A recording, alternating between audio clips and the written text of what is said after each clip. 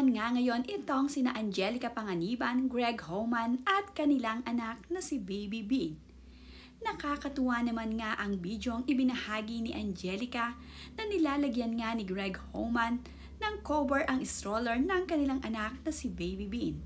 Maulan kasi ngayon sa Taiwan.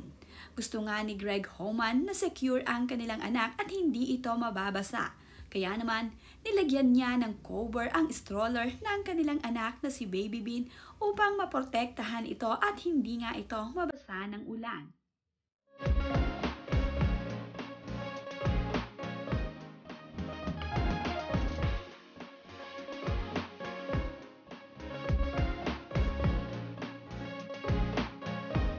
Big girl na nga din ang anak ni Angelica at Greg Homan na si Baby Bean.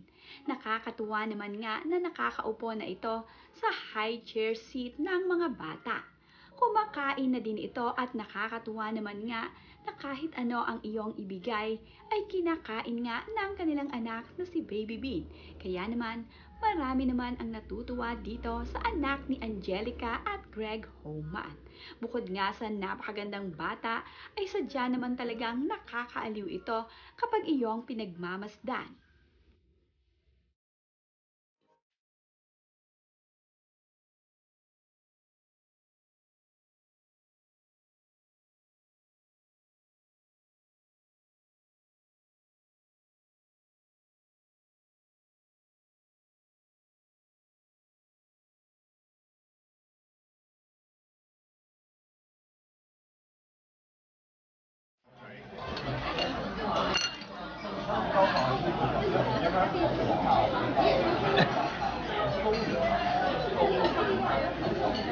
You're a big girl na, Bean.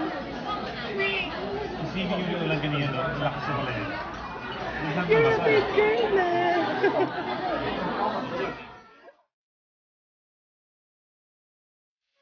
Ito naman nga ang unang food na kinain ni Angelica Panganiban at Greg Homan dito sa Taiwan.